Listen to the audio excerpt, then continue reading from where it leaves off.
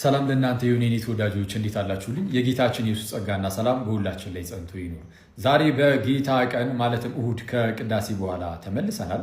ዛሬ ቅዳሴ ላይ የተነበበው የወንጌል ክፍል የማቴዎስ ወንጌል ነው። የማቴዎስ ወንጌል ምዕራፍ 11 ከቁጥር 28 ጀምሮ እንዲህ ይነበባል። ጌታ ኢየሱስ እንደዚህ አለ፣ እናንተ ደካሞች ሸክማችሁ የከበደ ሁሉ ወደ እኔ ኑ፣ እኔም አሳርፋችኋለሁ።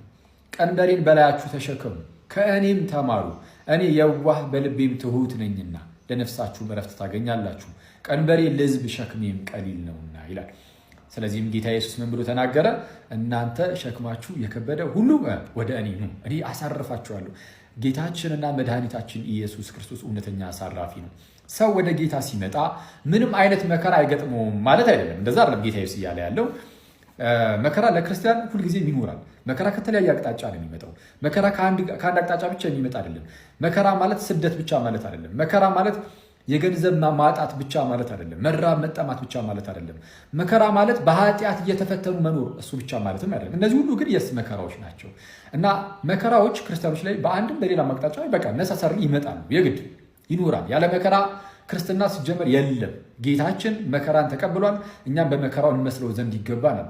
ዛሬ ቅዳሴ ላይ ሌላ የተነበበው የመልእክት ክፍል አንደኛ ጴጥሮስ ምዕራፍ 4 ከቁጥር 12 ጀምሮ ያለውን እሱ ስለተነበበ እሱን ይዩት። ይህንን ነገር በደንብ ያጠናከራል። ግን ሰው ምንም እንኳን መከራ ቢመጣበትም ከአቅሜ በላይ ነው አልችለውም ብሎ እንዳያስብ ወደ ጌታ ሊቀርብ ይገባዋል። ወደ ጌታ የምትቀርብ ነፍስ እርሷ ታርፋለች፣ በጌታዋ ታርፋለች።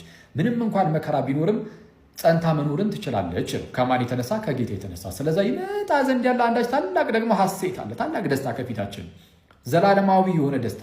በዚህ በምድር ላይ ለትንሽ ጊዜ እንኳን እንደው ብንቸገር መከራን ብናይ ለዘላለም ግን ከፊታችን የሚጠብቀን ታላቅ የሆነ ደስታ አለ። እርሱም የክርስቶስ ደስታ ነው እና ጌታ ይመጣል። ዮሐንስ ወንጌል ምዕራፍ 14 ቁጥር 3 ላይ እንደተናገረው ተመልሼ ይመጣለሁ እናንተንም ደግሞ ወስዳችኋለሁ ብሏል እና ጌታ ኢየሱስ መጥቶ ይወስደናል። ወስዶ ለዘላለም ከእርሱ ጋር በደስታ እንኖራለን። ለጥቂት ጊዜ ብቻ መከራ ብንቀበል ነው እዚሽ ምድር ላይ ሳለን ማለት ነው። ስለዛ በዚህ መከራ ውስጥ ስናልፍ ደግሞ እንጸና ዘንድ በእረፍት ውስጥ ያለ መከራን እንሳተፍ ዘንድ ጌታን ግን ልንቀርበው ይገባሉ። ይቆየን። መልካም የጌታ ቀን